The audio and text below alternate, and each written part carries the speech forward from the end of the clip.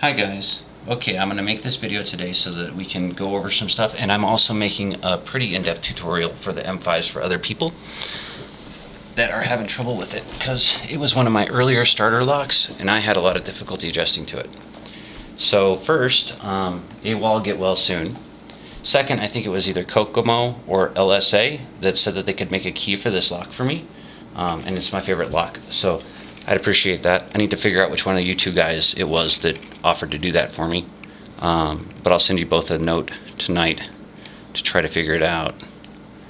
I'm less nervous on this video, but not entirely. There we go. Calm.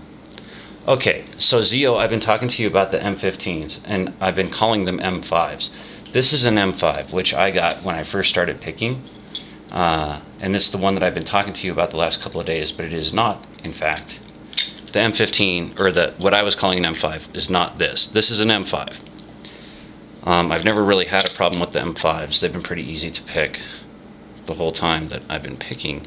I think it took me like 3 hours to get good at these. And I remember that you once told me that if you just stuck your pick in the back and pushed up and then pulled it straight out, you could pick it. And I did that hundreds of times on this lock. I can single pin pick it too because I got bored. I can use different picks, all that stuff. So anyway, that's the M5, and I've been talking to you about the lock I've been having trouble with, and I said it was that lock, but it's not. It's this lock, the M15. And here's a little tag that Puc made, because Puc, Ahab, and I had sat for hours and hours and hours trying to pick this lock once upon a time, and none of us could ever pick it. And granted, none of us were particularly good, but we tried like hell. And I don't know whether the beer had something to do with it or not. There was a lot of beer, but none of us could ever get it open. One of the reasons I had trouble with it was because inside of this lock, where you would normally use bottom of the keyway tension for a newbie, because that's how I learned to pick when I was brand new, there's a groove that you get stuck on. And although I'm pushing pretty hard on this, I'm actually not putting pressure on the lock. I can turn the lock far more than is obvious just from where I've got this positioned. So there's a groove down there that this wrench gets stuck in as I pick it, and you can't ever get a good bind on it so that you can't pop the pins into place. So after suffering through it for a week or so, I finally looked it up on the internet to see how other people were picking it.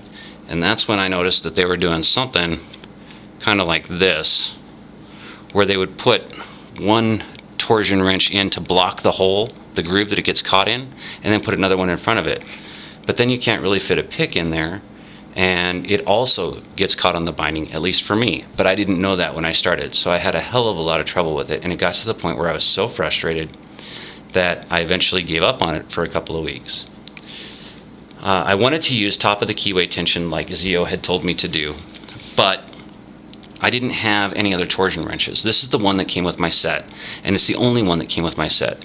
It's way too tall to use as a top of keyway tensioner. It'll just pop out of there at any given time, or I'll bend it, especially given the amount of force that you have to apply, the amount of tension that you have to apply to this lock.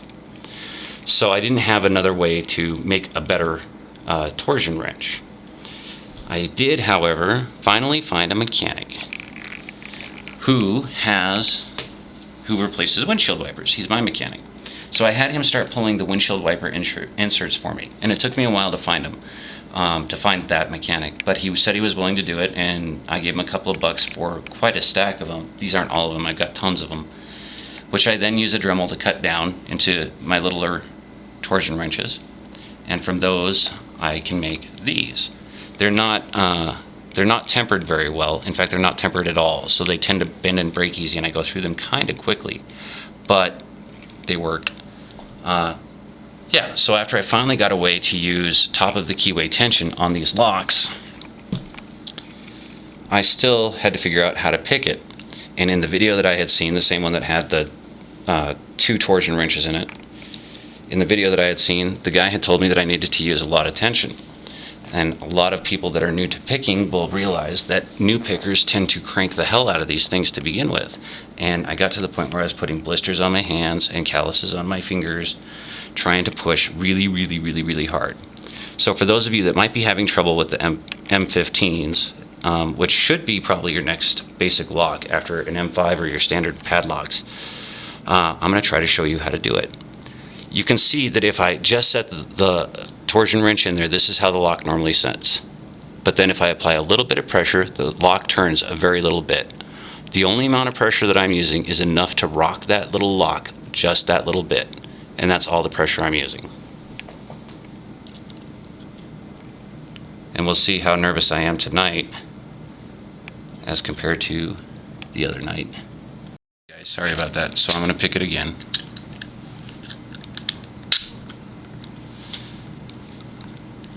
In any case, I'm going to use what you guys would consider heavy tension, but what most newbies consider to be very light tension, especially given the weight of the lock and how springy it is. It's very deceptive.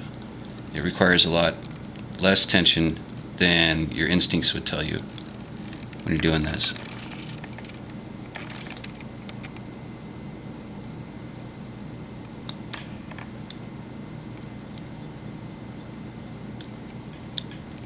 I had to clear it. I'm starting over.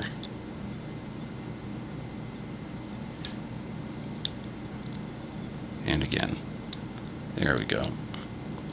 Setting the fourth pin is kind of difficult on this, and I'm not sure why.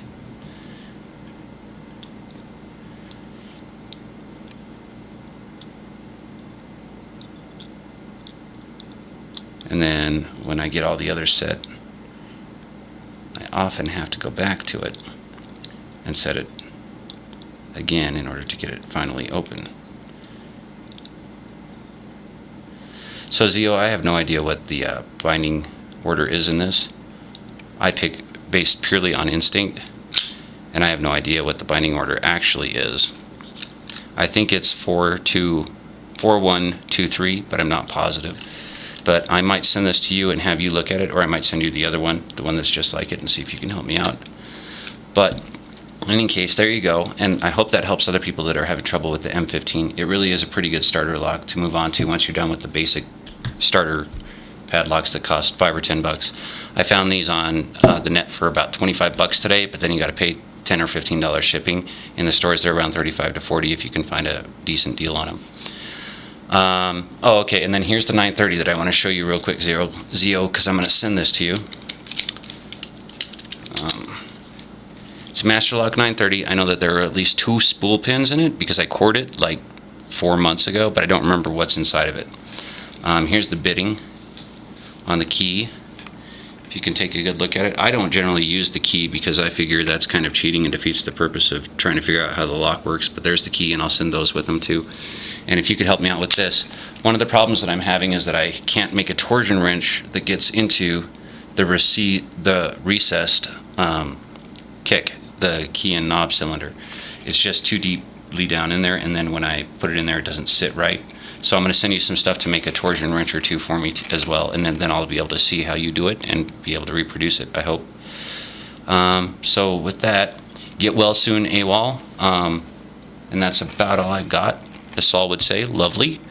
I'm going to post this on YouTube, and if you have a comment, go ahead and leave it. If you have questions, leave those too, but I won't answer you if I don't know you from the boards.